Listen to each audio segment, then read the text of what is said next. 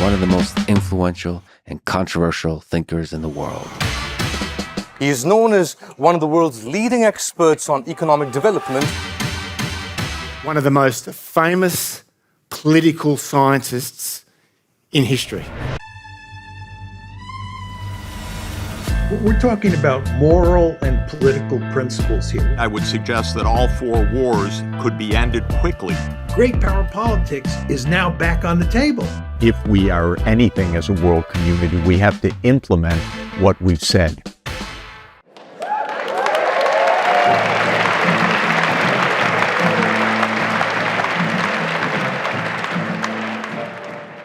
I'm excited for this panel. We're going to talk about foreign policy. We have, I think, two of the most interesting, eminent, and renowned thinkers about foreign policy, Professor John Mearsheimer from University of Chicago and Professor Jeffrey Sachs from Columbia. So great to have you guys here today.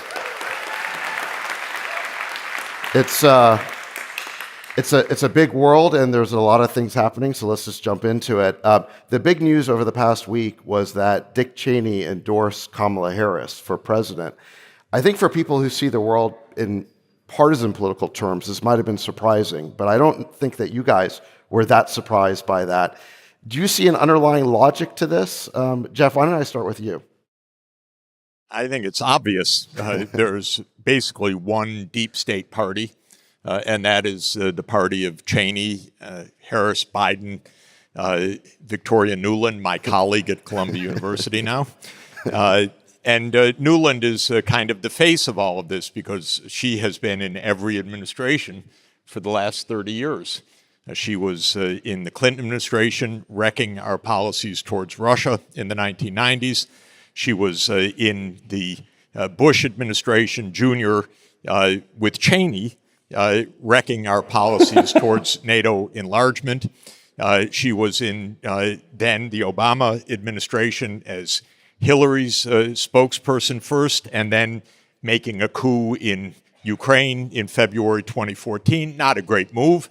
Started a war. Then she was Biden's Undersecretary of State. Now, that's both parties. It's a colossal mess, and she's been Cheney's advisor. She's been Biden's advisor. She makes perfect sense. This is the reality. We're trying to find out if there's another party. That's the big question.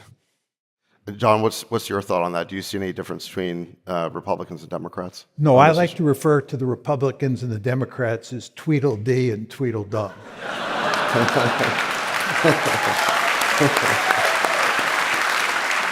There's hardly any difference. I actually think the one exception is that former President Trump, when he became president in 2017, was bent on beating back the deep state and becoming a different kind of leader on the foreign policy front. But he basically failed.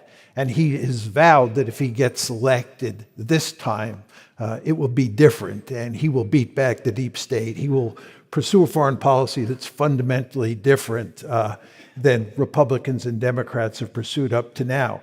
And the big question on the table is whether or not you think Trump can beat the deep state and these two established parties. And I'd bet against Trump. John, and Jeff, but let's start with John. Can you actually define for us? For me, I don't understand when people say deep state what it is. I almost view the term comically. We have one of our friends in our group chat who we call deep state, who is... Deep state? He's really in the deep state. But we say it as a joke. But for maybe the uninitiated, what does it actually mean? What are their incentives? Who are they? Jeff, maybe you want to start, or John, you want to start? Yeah, I'll say a few words about it. When we talk about the deep state, we're talking really about the administrative state. It's very important to understand that starting in the late 19th, early 20th century, given developments in the American economy, it was imperative that we develop, and this was true of all Western countries, a very powerful central state that could run the country. And over time, that state has grown in power. And since World War II, the United States, as you all know, has been involved in every nook and cranny of the world, fighting wars here, there, and everywhere. And to do that, you need a very powerful administrative state that can help manage that foreign policy. But in the process, what happens is you get all of these high-level bureaucrats, middle-level and low-level bureaucrats who become established in positions in the Pentagon, the State Department, the intelligence community, you name it. And they end up having a vested interest in pursuing a particular foreign policy. And the particular foreign policy that they like to pursue is the one that the Democrats and the Republicans are pushing. And that's why we talk about Tweedledee and Tweedledum with regard to the two parties. You could throw in the deep state as being on the same page as those other two institutions. Yeah, there's a very interesting interview of Putin in Figaro in 2017. And he says, I've dealt with 3 presidents now. They come into office with some ideas even. But then the men in the dark suits and the blue ties, and then he says, I wear red ties, but they wear blue ties. They come in and explain the way the world really is. And there go the ideas. And I think that's Putin's experience. That's our experience. That's my experience, which is that there's a deeply entrained foreign policy. It has been in place, in my interpretation, for many decades, but arguably a variant of it has been in place since 1992. I got to watch some of it early on because I was an advisor to Gorbachev and I was an advisor to Yeltsin. And so I saw early makings of this, though I didn't fully understand it except in retrospect. But that policy has been mostly in place pretty consistently for 30 years, and it didn't really matter whether it was Bush Sr., whether it was Clinton, whether it was Bush Jr., whether it was Obama, whether it was Trump. After all, who did Trump hire? He hired John Bolton. Well, the pretty deep state. That was the end of, they told, he explained, this is the way it is. And by the way, Bolton explained also in his memoirs, when Trump didn't agree, we figured out ways to trick him, basically. So, well, and what are their incentives? Is it war? Is it self-enrichment? Is it power? Is it all three? Is it some combination? Or is there a philosophical entrenchment? Or is it just this inertial issue that, like, once a policy begins, it's hard to change and the system's just working with 10,000 people working towards it? If I were lucky to sit next to the world's greatest political philosopher, which I am, he'd give you a good answer, which is the right answer, which is if you want to interpret American foreign policy, it is to maximize power. John gives an explanation of that. We have some differences, but I think it's a very good description of American foreign policy, which is that it's trying to maximize global power, essentially to be global hegemon. I think it could get us all killed. This is because it's a little bit delusional in my mind, but not his interpretation of their idea, but the fact that they hold that idea is a little weird to me. But in any event, that's the idea. And every time a decision comes inside that I've seen, I'm an economist, so I don't see the security decisions the same way. But every decision that I've seen always leans in the same direction for the last 30 years, which is power as the central objective. So Clinton faced an internal cabinet really debate, should NATO be enlarged? This is a post-Cold War phenomenon? I'll let John take that. Just two very quick points. First of all, I do believe that the people who are in favor of this foreign policy do believe in it. It's not cynical. They really believe that we're doing the right thing. I've met them, yeah. The second point I would make to you, and this sort of adds on to what Jeff said. Jeff said power has a lot to do with this, and as a good realist, I of course believe that. But it's also very important to understand that the United States is a fundamentally liberal country, and we believe that we have a right, we have a responsibility, and we have the power to run around the world and remake the world in America's image. Most people in the foreign policy establishment, the Republican Party, the Democratic Party, they believe that. And that is what has motivated our foreign policy in large part since the Cold War ended. Because remember, when the Cold War ends, we have no rival great power left. So what are we going to do with all this power that we have? What we decide to do is go out and remake the world in our own image. So that's a values point of view, though, right? That there are values that they hold dear, that many do hold dear, that liberalism, democracy does ultimately, I believe I've heard this, reduce conflict worldwide, that there's an importance that we've never seen two democratic nations since World War II go to war, and that there's a reason why we want to see liberalism kind of breed throughout the world, and it's our responsibility for global peace to make that a mandate. Let me step in for one moment. Okay, sure, Jeremy, please. very quickly. And by the way, what do you call it? Where you pull the spirits of the voice of others? But I'm just trying to channeling. That's the word. I want to be very clear. I am forever thankful that I was born in a liberal democracy, and I love liberalism. But the question here is, do you think that we can run around the world imposing liberal democracy on other countries, and in some cases shoving it down their throat, doing it at the end of a rifle barrel? And my argument is that's almost impossible to do. It almost always backfires. Think Iraq, Afghanistan, so forth and so on. And secondly, you begin to erode liberalism in the United States because you build a deep state, right? And you want to understand that a lot of the complaints here about cracking down on freedom of speech and so forth and so on are related to the fact that we have this ambitious foreign policy. Those two things go together in very important ways. What an irony. Let me disagree just a bit, because we agree actually on the behavior, and I've learned, I'd say most of that from you, that it's power seeking. Truly, John, in my work, 40 years overseas, I don't think the U.S. government gives a damn about these other places. I don't think they really care if it's a liberal democracy, if it's a dictatorship. They want the right of ways. They want the military bases. They want the state to be in support of the United States. They want NATO enlargement. I know you've written, and there are some who believe in state building. God, if they do, they are so incompetent, it's unbelievable. But Professor Sachs, I'll give you an example if I could. Just one example. I'm a friend with one of the only PhD Afghani economists, senior person in the U.S. Academia over the last 30 years. You would think that the State Department, if they were interested in state building, would ask him one day, one moment, something about Afghanistan. Never happened. Never happened. Not even one question. Never happened. He asked me, can you get me a meeting with the State Department? They were completely uninterested. This is about power. You're too idealistic, John.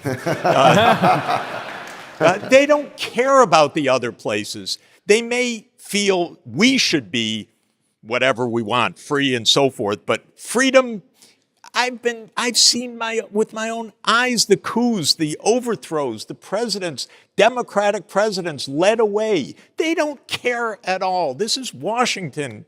Be a realist. Come on. Professor Mearsheimer, when we talk about power, there are other people in the world who are trying to accumulate power. We live in a multipolar world right now, and they have, in some cases, very nefarious or bad intent, and they do not have democracy. So it's one thing to, tell people in Afghanistan, you need to evolve, to be a perfect democracy like the one we have here. I think we all agree that's unrealistic and insane and not practical. But what about the free countries of the world uniting together to stop dictators from invading other free countries? Is that noble? Is that a good use of power and a good framework for America to evolve to? No, I don't think so. I think that what the United States should do is worry about its own national interest. In some cases, that's going to involve aligning ourselves with a dictator. If we're fighting World War II all over again, it's December 8th, 1941, you surely would be in favor of allying with with Joseph Stalin and the Soviet Union against Adolf Hitler and Nazi Germany. Sometimes you have to make those kind of compromises. As I said before, I love liberal democracy. I have no problem aligning with liberal democracy. But when you begin to think in the terms that you're thinking, you end up with an impulse to do social engineering around the world. And that gets you in all sorts of problems. Well, what I'm proposing is when dictatorships invade other countries, then we take action.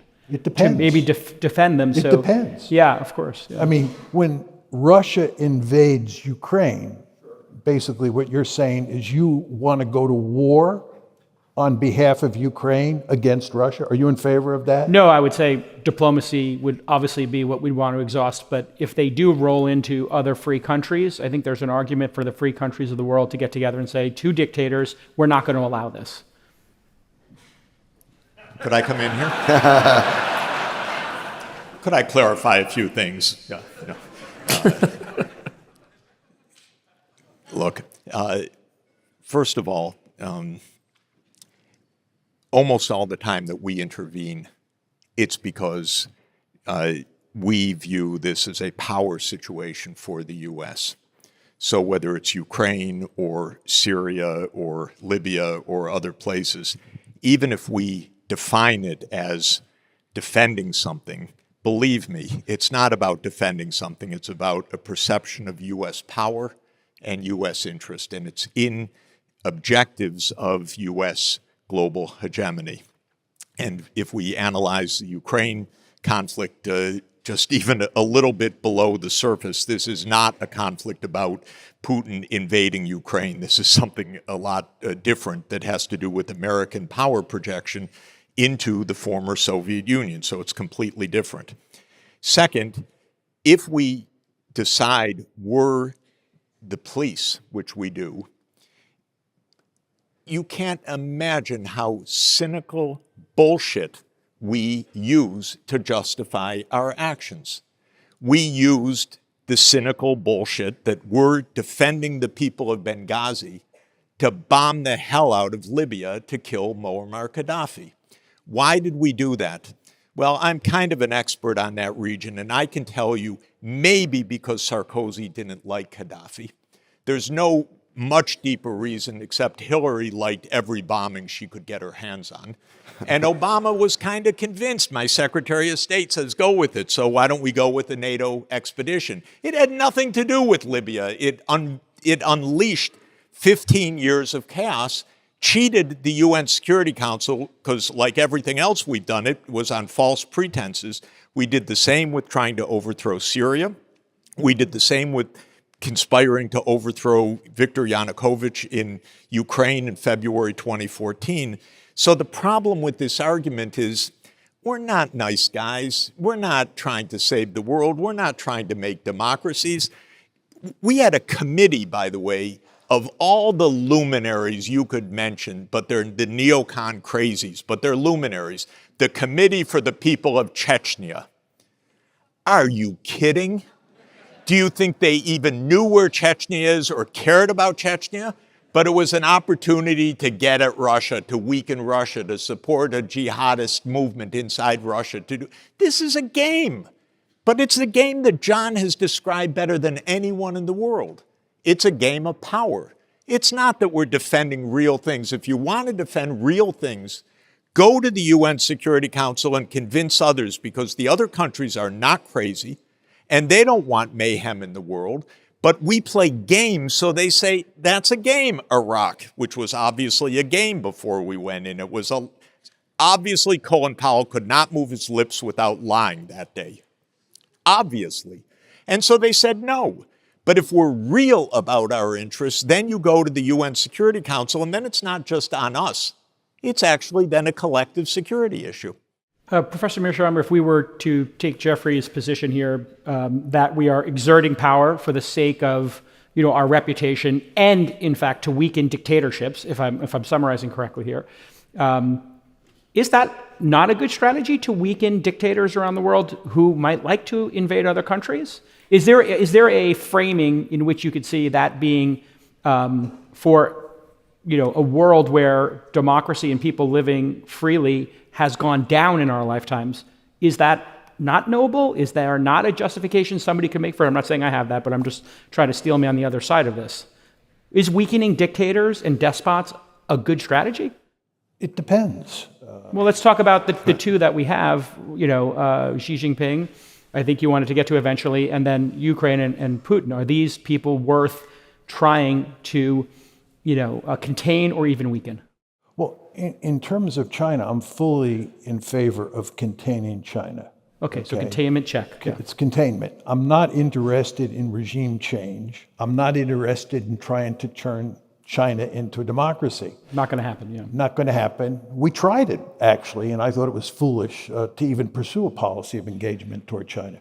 With regard to Russia, I don't think Russia is a serious threat to the United States, and indeed, I think the United States should have good relations with Putin. It's a remarkably foolish policy to push him into the arms of the Chinese. There are three great powers in the system: the United States, China, and Russia. China is a peer competitor to the United States. It's the most serious threat to the United States. Russia is the weakest of those three great powers, and it's not a serious threat to us. If you are playing balance of power politics and you're interested, as the United States, in containing China, you want Russia on your side of the ledger. But what we have done, in effect, is we have pushed Russia into the arms of the Chinese. This is a remarkably foolish policy. And furthermore, by getting bogged down in Ukraine and now bogged down in the Middle East, it's become very difficult for us to pivot to Asia to deal with China, which is the principal threat that we face.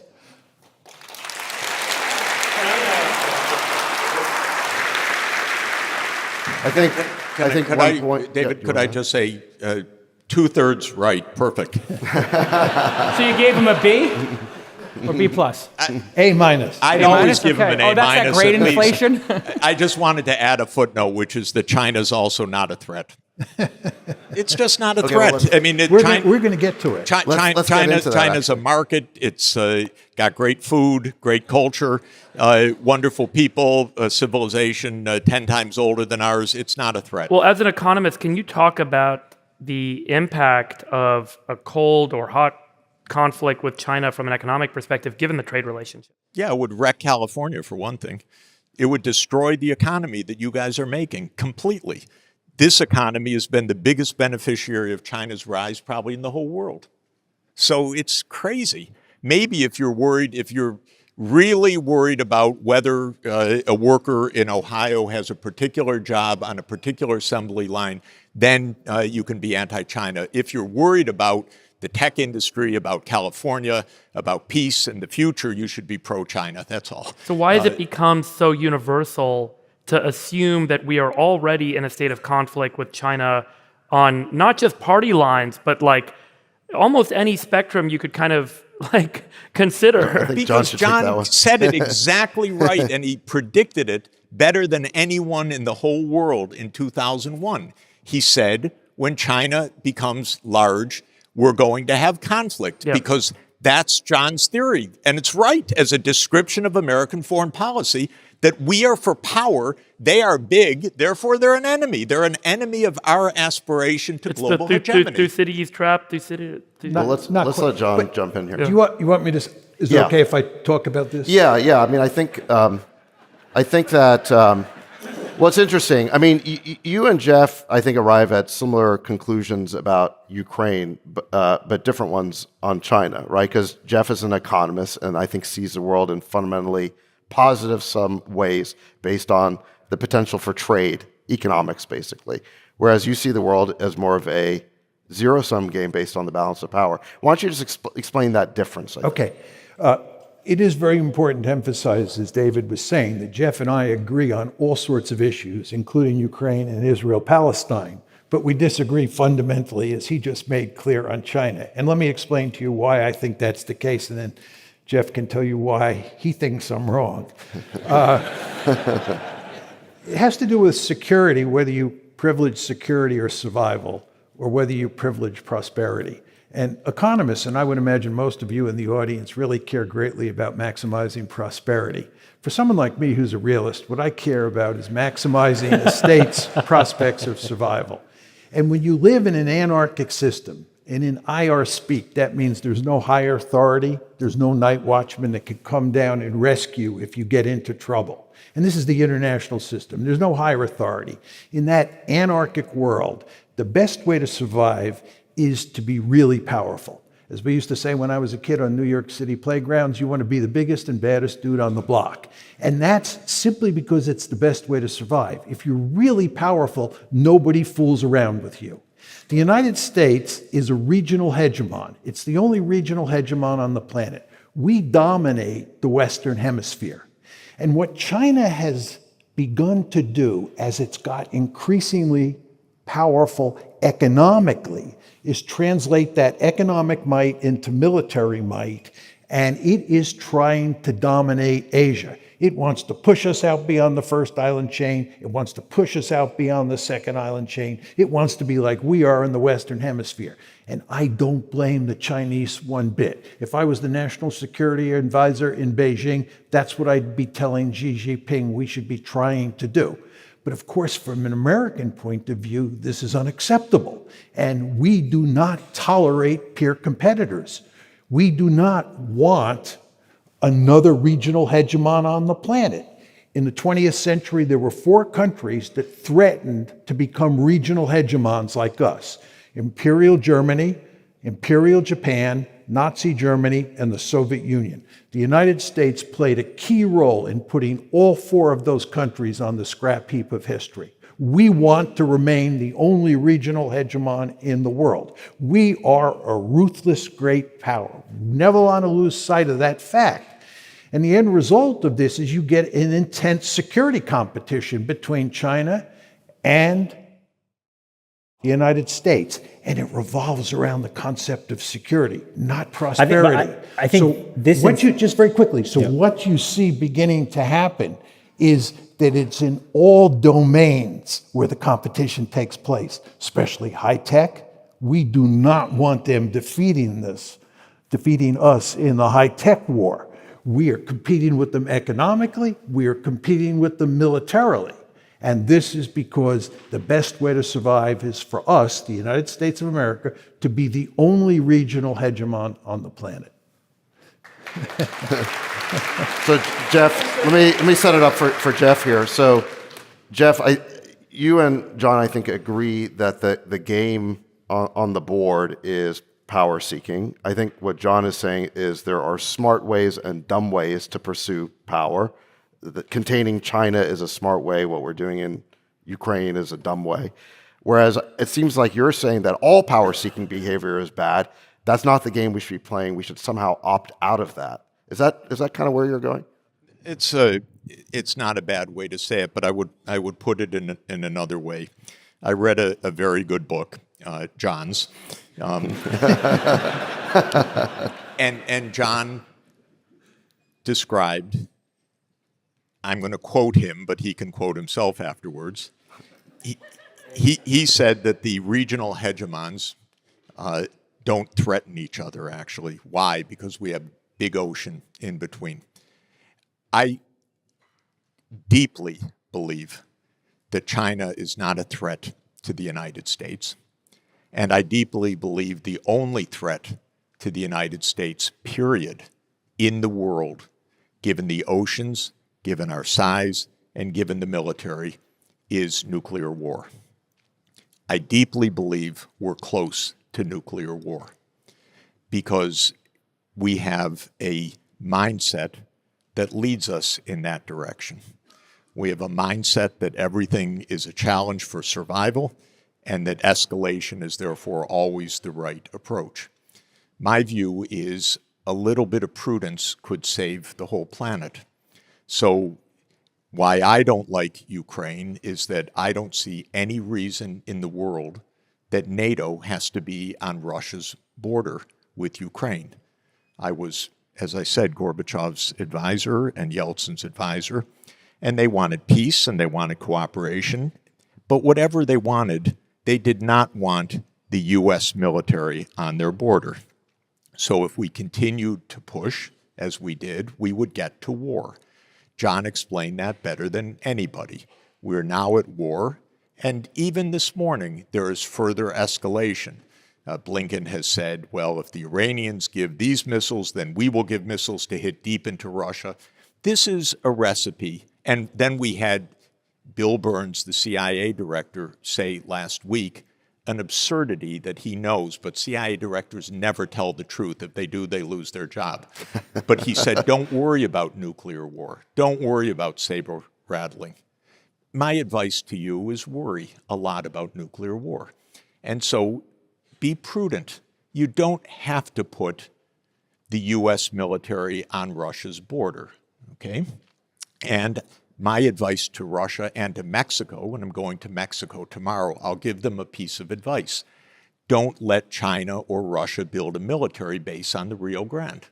Not a good idea for Mexico. Not a good idea for Ukraine. Not a good idea for Russia. Not a good idea for China. Not a good idea for the United States. We need to stay a little bit away from each other so that we don't have a nuclear war. By the way, I do recommend another good book, and that is Annie Jacobson's Nuclear War, A Scenario. It takes 2 hours to read. The world ends in 2 hours in the book. And it's a very persuasive guide that one nuke can ruin your whole day, as they say. Jeffrey, My strong advice on this, therefore, is recognize China, first of all, is not a threat to the United States security. Big oceans, big nuclear deterrent, and so forth. Second, we don't have to be in China's face. What do I mean by that? We don't have to provoke World War III over Taiwan. That's a long, complicated issue, but this would be the stupidest thing for my grandchildren to die for imaginable. And I resent it every day when we play that game. We have 3 agreements with China that say we're going to stay out of that. And we should. And then China would have no reason for war either. China, and then on the economic side, let me just reiterate, because I was asked yesterday and there was some surprise, was it good to let China into the WTO? I said, of course. It enriched all of you, by the way. It enriched me. It enriched this country. It enriched the world, including enriching China. That's normal. Economics is not a zero-sum game. We all agree on that. I believe that security doesn't have to be a zero-sum game either. We can stay a little bit away from each other, and China does not spend its time bemoaning America being a Western Hemisphere hegemon. They don't. That's not their greatest interest, to bring down American power in the Western Hemisphere. Jeff, what about energy? Hold on, let's let John respond to this. Just very quickly, most of you have probably never asked yourself the question, why is the United States roaming all over the planet, interfering in every country's business? It's in part because it's so powerful, but it's also because it's a regional hegemon, which means we have no threats in the Western Hemisphere, so we are free to roam. The great danger, Jeff, if China becomes a regional hegemon and doesn't have to worry about security then concerns, they behave like us, yeah. Then they behave like us. Can't That's we do exactly better? right. But my point to you, Jeff, is let's prevent that from happening by preventing them from becoming a regional hegemon. We don't want them to have freedom to roam. You were talking about them putting military bases in Mexico. Yeah. That's our great fear. It's not my great fear. They have no interest in doing so because they don't want to get blown up either. So they do seem to have a big interest, Jeff, in Africa, India, Russia, and they are. I'm sorry, say it again. China has a major doesn't interest. have military bases there. Well, they're building nuclear power plants and trade, and they're building debt that's a loads big with those I'm countries. all in favor of that. Let's go compete that way. I'm all in favor of that. But Jeff, that's because they're not a regional hegemon yet. Yeah, if you try to prevent them from being a regional hegemon, we're going to end up in World War III because, as you say yourself, that this can absolutely spill over into war. I don't want it to spill over into war on the theory that maybe someday they behave differently. That's not a good theory for me, that part. So, John, can we contain China, prevent them from becoming a regional hegemon without directly defending Taiwan? I mean, isn't that where the rubber meets the road? No, it's not just Taiwan. I mean, one could argue there's sort of three flashpoints in East Asia that you folks should keep your eye on. One is obviously Taiwan, two is the South China Sea, and three is the East China Sea. And I think, David, that the place where a conflict is most likely today is not over Taiwan. I could explain why I think Taiwan is not a serious problem at the moment or for the foreseeable future. The South China Sea is a very dangerous place. We could end up in a war, for sure, even if we did not defend Taiwan. So Taiwan, you don't want to overemphasize. I agree with Jeff that we definitely don't want a war, and we certainly don't want a nuclear war. And he is absolutely correct that there's a risk of a nuclear war if a war breaks out of any sort between China and the United States. Many of us in the audience remember the Cold War, and this was an ever-present danger in the Cold War. But my argument is that this is inevitable, because in a world where you don't have a higher authority and you care about your survival, you have a deep-seated interest, as any state in the system, to be as powerful as possible. John, and that means dominating your region of the world. There is one player on this chessboard that hasn't come up yet, and maybe we could skate to where the puck is going. You know, when you talk about the South China Sea, okay, sure, South Korea, Japan, Australia, all of those major players there, they're just a couple of 100 million people. But then China is in population decline. Xi apparently is self-destructing in terms of trade.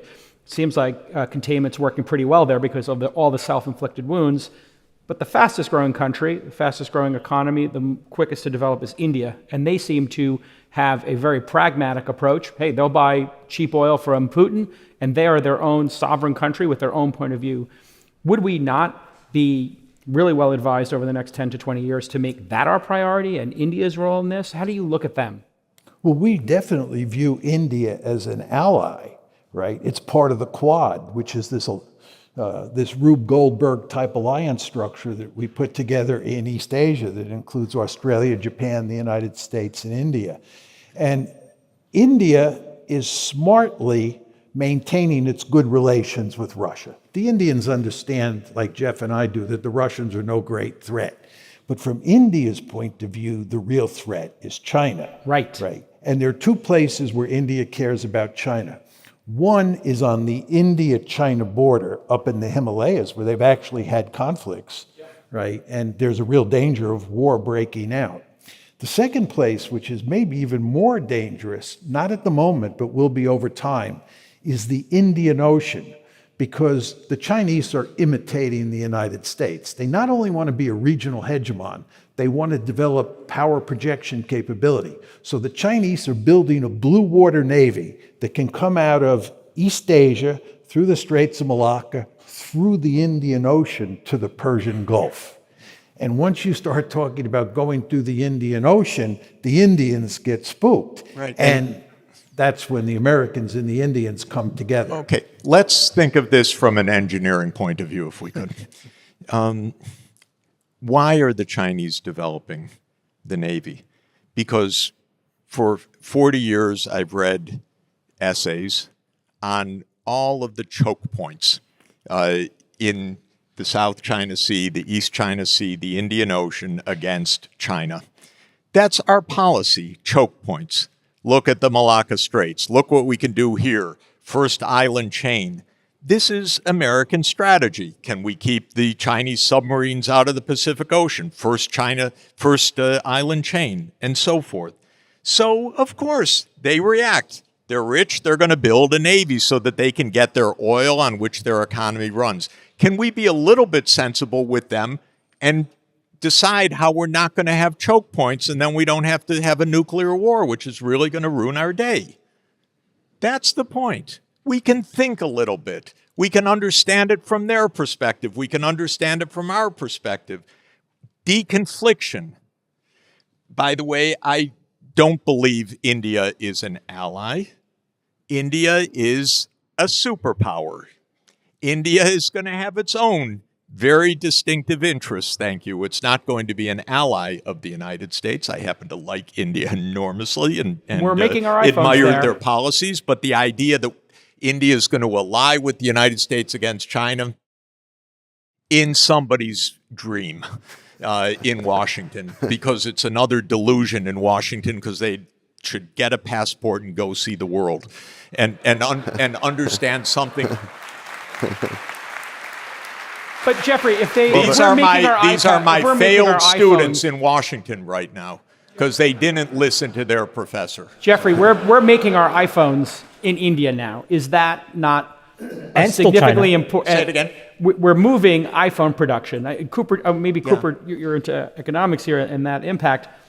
You got Apple moving out of China. You've got Japan funding people leaving China to Vietnam and to India. Is that not the solution here? As we decouple from China, it seems like they come back to the table. We had Xi Jinping kick all the venture capitalists, all investment out of China. He got rid of all the education startups. And then, 2 or 3 years later, he's in San Francisco asking all of us to invest more money and saying, where'd you go? Okay, first of all, invite me back 10 years, then we'll see how smart all these decisions are. Because Xi Jinping's? it's incredible. No, I'm talking about, yes, we've moved to India. That's our great ally. And then we're going to have other issues. Well, and believe me. Vietnam, yeah. Okay. I think you said that Xi Jinping's trade policy is self-imploding or something. It seems like there's a lot of self-inflicted wounds. No, when it's you... not. Let me explain what the wounds are. Okay. The wounds are the United States' deliberate policy to stop you from selling things to China and to stop China buying things from you. That's not self-inflicted wounds. Oh, no, you're wrong This here. is a clear... You're wrong here. Wait He a minute. got Wait, rid just of- to say. Let me say, please. Yeah. Because this is very important for the economy of the people in this room. This is a decision that was taken around 2014 to contain China. And it's been systematically applied since then. And it's not a surprise that Biden kept all the things that Trump did and added more. And now Trump says, I'm going to do all the things that Biden has kept in place, and I'm going to do more. This is not a self-inflicted wound. The United States has closed the market to China. Okay? Is that smart? No, it's not smart. Is it leading to is it, by the way, recuperating American manufacturing jobs? Zero. It may shift them a bit. It may make things less efficient. It may make all of you lose a bit more money or not make as much money. But is it going to solve any single economic problem in the United States? No way. Let's let John in. Let's let John in. Spicy. I just want to ask Jeff a question on this. My argument is that this is the way the world works. Yes, I know. And it is. And it is. But if I'm describing how the world really works, how do you beat me? The reason is you've described a world, I think, better than any person I ever read or know how American foreign policy works. I think it's likely to get us all blown up. Titled not because of John, but because he's made an accurate description of a profoundly misguided approach, which is power seeking. Even if you're safe as a regional hegemon, you're never safe if another regional hegemon does what you do. No, you can't allow that to happen, so you have to meddle every single place in the world. Now, all I'm saying, wait, let me just finish, because it's important. That it is important to say, try this in the nuclear age. You don't get a second chance.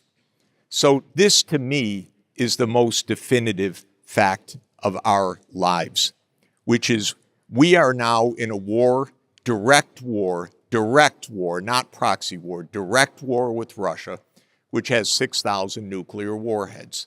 I can't think of anything more imbecilic than that, aside from the fact that I know step by step, because I saw it with my own eyes, how we got into that mess because we thought we had to meddle up to, including putting NATO into Georgia in the Caucasus, of all places, and Ukraine. So we made that because we have to meddle because we couldn't let good enough stand. If we do the same with China, there will be a war, but it's not like reading about the Crimean War or World War I or World War II. That's my difference. This is a fine theory that explains a lot of things, but damn if you can make ChatGPT or you can make Optimus or you can make all the rest, we can avoid nuclear war. So just do a little bit better than saying it's inevitable. All right, so we only have a minute left, so I want to give it to John. I just want to ask. He had a question. I know, but we only have a minute left, and it's Sachs' We got to panel, add 5 minutes. so- This is the best panel I've We ever gotta- been on in my life. Can we just All add right, 10 5 minutes? minutes. We got to add 5 or 10 minutes. The best panel. Is this the best panel ever? Wait. I feel like Sorry, John I'm never had a calling an chance to audible. respond. We got 5 minutes. So before we leave this topic, John, your book is called "The Tragedy of Great Power Politics." You clearly understand the tragic aspect of how great power rivalry, great power competition can lead to disaster. What Jeff is saying is we're now in the nuclear age, and it's going to lead to nuclear war. So do we have to be on this path, or is there a way off of it? 2 points. In my heart, I'm with Jeff. In my head, I'm not with Jeff. I wish he were right, but I don't believe he's right. To answer your question head on, I believe that there is no way out. We are in an iron cage. This is just the way international politics works. And it's because you're in an anarchic system where you can never be sure that a really powerful state in the system won't come after you and inflict a century of national humiliation on you. So you go to great lengths to avoid that by trying to gain power at the expense of another power. And that leads to all sorts of trouble. Can war be avoided? I like to distinguish between security competition, which I think is inevitable, and war, which is where security competition evolves into war. I think war can be avoided, and we were thankfully successful in that regard during the Cold War. And hopefully that will be the case in the US-China competition moving forward. Can I guarantee that? No. Does this disturb me greatly? Yes. But again, this is just the tragic aspect of the world we live in. Let me just ask one, because we're a little bit. I know we were going to try and talk about Middle East for a good chunk of this, so I just want to scenario propose or kind of give you guys a scenario, get your reaction, because it is kind of what feels to be the most imminent theater of conflict. The West Bank, the Israelis are buttressing the settlements. There's a lot of checkpoints. Things are getting very tense. They're running raids. And it's becoming a very difficult place to live for Palestinians. And there's a real concern that the West Bank collapses. And Israelis. And Israelis. But there's a real risk that the West Bank collapses and turns into a real conflict zone. If that happens, the Jordanians are sitting right there, and they're not going to let Palestinians get slaughtered. They're going to have to do something, and they're such a strong ally of the United States. Does that trigger a theater of response where what is Saudi going to do? Are others going to be drawn to the region? Does the collapse of the West Bank or the conflict that seems to be brewing in the West Bank become this kind of tinderbox for everyone showing up and getting involved and create some sort of regional issue that we get drawn into in a bigger way? Can I start and have John have the last word? I work each day at the UN and discuss this issue with ambassadors from all over the world. There is, over the last 50 years, an agreement on what would make for peace. And the agreement is 2 states, maybe with a big wall between them, on the 4th of June, 1967 borders, with a state of Palestine being the 194th UN member state, and its capital in East Jerusalem, and control over the Islamic holy sites. And that is international law.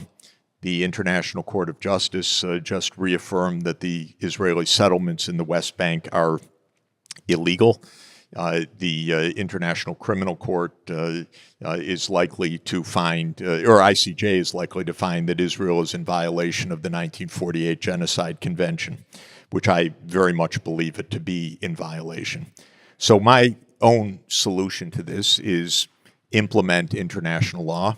2 states, build the wall as high as you need to build, but you give Palestinian rights, you establish a state of Palestine, you stop the Israeli slaughter of Palestinians, you stop the Israeli apartheid state, and you have 2 states living side by side. Israel is dead set against that. the entire Israeli political governance now is dead set against that. Hundreds of thousands of illegal settlers in the West Bank are dead set against that. Smotrich, Ben-Gvir, Gallant, Netanyahu are dead set against that.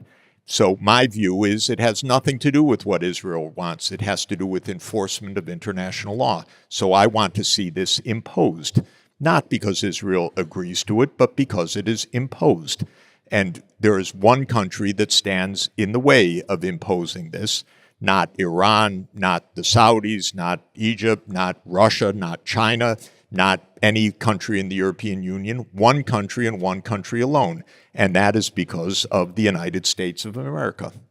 And the Israel lobby, somebody wrote a very good book about that too that I know, the best book ever written about it by John. That's what stops the solution that could bring peace.